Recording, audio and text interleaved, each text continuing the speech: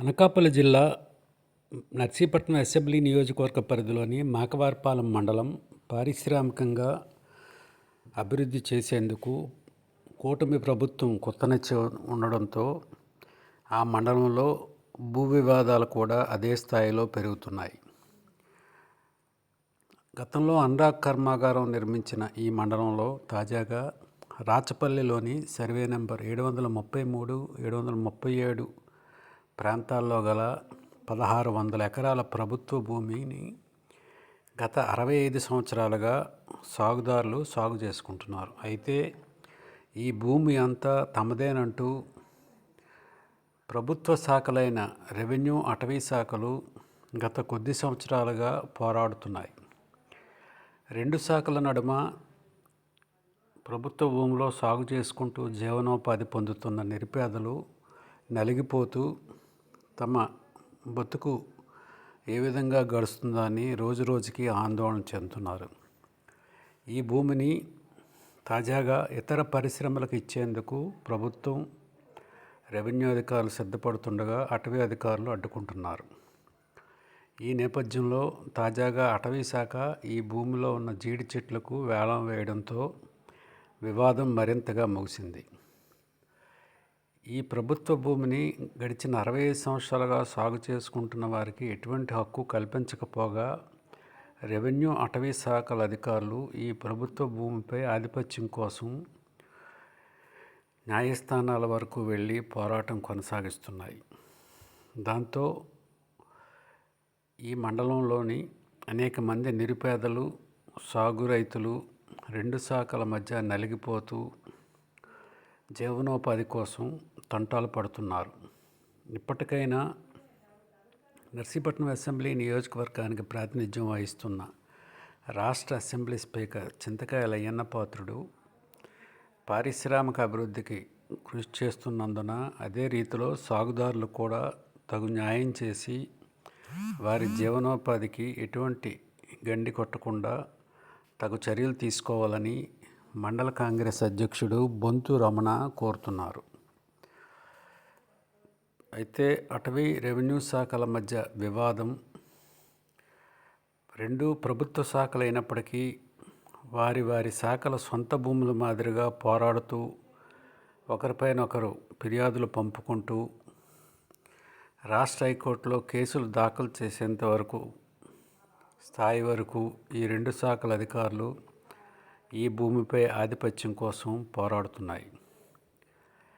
Revenue రికార్డులు కానీ, అటవీ రికార్డులు కానీ స్పష్టంగా లేకపోవడంతో ఈ 1600 ఎకరాల్లో ఎంత భూమి ఏ శాఖకు చెందిందనేది ఇప్పటికీ అస్పష్టంగానే ఉంది. తాజాగా చినరాచపల్లి సమీపంలోని 250 ఎకరాల్లో సాగుదారులను వెళ్ళగొట్టేందుకు శాఖలు సిద్ధమవుతున్నాయి. అందరికీ నమస్కారం. మరి ఈరోజు మాకవారిపాలెం మండలం రాచపల్లి రెవెన్యూలో 733, 737 సర్వే నెంబర్లో సుమారు 1605 ఎకరాల భూమి ఉంది. అయితే అది కొన్ని రోజులుగా ఫారెస్ట్ అధికారులు రెవెన్యూది భూమి అని చెప్పి వాళ్ళు కూడా ఈ కన్ఫ్యూజ్ అవుతున్నారు. ఫారెస్ట్ వాళ్ళని వాళ్ళు చెప్తున్నారు, ప్రభుత్వం భూమి రెవెన్యూ వాళ్ళని వీళ్ళు చెప్తున్నారు. అలాగని 3 ఏళ్ల క్రితం సర్వే చేశారు. జాయింట్ సర్వే చేసినలో ఇది ప్రభుత్వం భూమి అని చెప్పి, రెవెన్యూ పరిధిలో ఉన్నటువంటి భూమి అని చెప్పి నిర్ధారణ చేశారు. అయితే ఈ భూమి మన రైతులు 409 ఎకరాల భూమి మన కంపెనీ నిమిత్తంగా తీసుకున్నారు రైతుల దగ్గర, చీటీ మామిడి వేసుకున్నట్టు తోటలో. అదేవిధంగా దాంతో సహా శనరాజపల్లి గ్రామం దగ్గరలో ఉన్నటువంటి 250 ఎకరాలు ఈ ప్రభుత్వం భూమి ఉంది. దాంట్లో జీడి మామిడి కలిపి సుమారు 60 సంవత్సరాల నుంచి సాగు చేసుకుని దాంట్లో పంట పండించుకుని వాళ్ళే తింటున్నారు, అవన్నీ కాలనీ చేసుకొని. అయితే కొన్ని సంవత్సరాల క్రితం కూడా ఫారెస్ట్ వాళ్ళ భూమి అని వాళ్ళు వాదించేవారు. ఇది ప్రభుత్వం భూమి అని చెప్పి వీళ్ళు సాగులోకి వెళ్ళి వీళ్ళు మొక్కలే గుడుచుకుంటే కేసులు కూడా ఫారెస్ట్ వాళ్ళు పెట్టడం జరిగింది. అదే అనకాపల్లి ఫారెస్ట్ వాళ్ళు కూడా కేసులు పెట్టారు. మరి చినరాజపల్లి సంబంధించింది చింతల అప్పలనాయుడు, అదే హరిచంద్ర అంటారు. అదే రాజపల్లి గ్రామానికి చెందిన కొత్తల వెంకటేశ్వరులు, జమీందారి అంటారు. అయితే వాళ్ళపైన గతంలో కేసులు పెట్టారు. కేసులు పెట్టిన తర్వాత సుమారు కొన్ని సంవత్సరాలుగా కోర్టు తిరగడం జరిగింది. దాంట్లో ఫారెస్ట్ వాళ్ళు మా భూమి అని చెప్పి ఫారెస్ట్ వాళ్ళు ఎవరైతే కేసులు పెట్టారో అది నిర్ధారణ చేయలేకపోయారు. ఇప్పుడు కాలైన వల్ల కోర్టు కొడేసింది.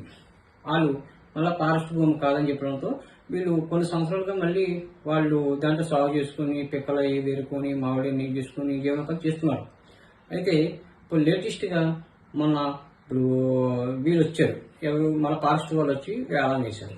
వేలం వేసి 250 ఎకరాలు వేలం వేస్తున్నాం, ఇది ఫారెస్ట్ అని చెప్పి కూడా మళ్ళీ వాళ్ళు కావాలని ఇప్పుడు వీళ్ళు అధికారులు ఈ ప్రజలు ఇబ్బంది పెడుతున్నారు.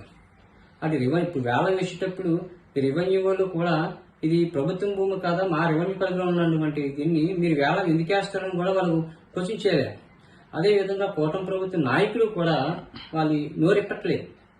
ఎంత నష్టం జరుగుతుంది, ఇంతగా వేలం వేస్తున్నారు, 20 సంవత్సరాల నుంచి ఎప్పుడు కూడా వేలం అన్న మాటలు లేవు, వేలం చేయకుండా మేమే పండించుకొని మేమే తినేవాళ్ళని అని రైతులు ఇబ్బంది పడినప్పుడు కూడా పట్టించుకోలేదు. మరి కూటమి ప్రభుత్వం వచ్చిన తర్వాత ఈ వేలం స్టార్ట్ చేశారు. మరి దీని వెనకాల రహస్యం ఏంటన్నది కూడా తెలియని పరిస్థితుల్లో ఈరోజు భయాందోళన చెందుతున్నారు.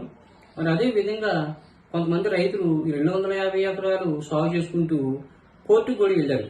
కోర్టుకు వెళ్ళి మా సాగులో ఉన్నటువంటి మాకు పట్టాలు కావాలని చెప్పి కోర్టు కూడా వెళ్ళారు. కోర్టులో ఉంది ఆల్రెడీ. ఆ కోర్టులో ఉన్నప్పటికీ కూడా ఇది వేలం వాళ్ళు వేయడానికి కూడా వేలం వేశారు. సుమారు 4 లక్షల రూపాయలు 4 లక్షల రూపాయలు వేలం వేసి, వేలంలో జమీందారి అన్న వ్యక్తి, అదే రుత్తుల వెంకటేశ్వర అన్న వ్యక్తి గతంలో వాళ్ళపైన కేసు ఫారెస్ట్ వాళ్ళు ఎవరైతే పెట్టారో ఆ వ్యక్తే ఈ పాట పాడారు. అంటే ఈ వ్యక్తి కూడా కోర్టుకు వెళ్ళారు. ఇదంతా ప్రభుత్వం భూమి, మేము సాగులో ఉన్నామని చెప్పి పట్టాల గురించి అని చెప్పి కోర్టుకి కూడా వెళ్ళారు. కోర్టుకి వెళ్ళి వాళ్ళ ఆటలో కోర్టులో ఉంటుండగా ఈ ఫారెస్ట్ వాళ్ళు వేలం పెట్టడంతో ఫారెస్ట్ వాళ్ళ దగ్గర ఈయన వేలం 4 లక్షల రూపాయలు పాడుకున్నారు. పాడుకొని ఇలా తెలుసు ఇది ఫారెస్ట్ భూమి కాదు ప్రభుత్వం భూమి అని. ఆ తెలిసినప్పుడు కూడా ఈయన పాడుకొని ఇబ్బంది పెడుతున్నారు. రైతులకి ఇదే జీవనోపాధి ఉంది. రైతులు కూడా తినడానికి సరిగా తిండి లేని పరిస్థితిలో ఉన్నారు. ఇది ఫారెస్ట్ వాళ్ళు ఫారెస్ట్ పెట్టిన వాళ్ళకి అర్థం కాని పరిస్థితిలో భయాందోళన చెందుతున్నారు. ఇప్పుడు అదే విధంగా నేను కాంగ్రెస్ పార్టీ తరఫున వాళ్ళ సపోర్ట్గా వెళ్ళి డిమాండ్ చేస్తున్నాను. మా స్పీకర్ అయ్యన్న పాత్ర గారు దృష్టిలో పెట్టుకుని దీనికి ప్రజలకి న్యాయం చేయాలని చెప్పి కోరుకుంటున్నాను. అదే విధంగా ఇక్కడ జరుగుతున్నటువంటి లావాదేవీలు ఏటనేది కూడా పూర్తిగా నిర్ధారణ చేసి ఇది ఫారెస్ట్ వాళ్ళు కాదనేటప్పుడు కూడా ఫారెస్ట్ వాళ్ళు వేలం వేయడం ఏంటి, దీని వెనకాల రహస్యం ఏంటి అన్నది కూడా వాళ్ళకి ప్రజలకి దృష్టిలో పెట్టుకుని ప్రజలకు న్యాయం చేయాలని చెప్పి నేను ఇవాళ అయ్యన్న పాత్ర గారిని కోరుకుంటున్నాను.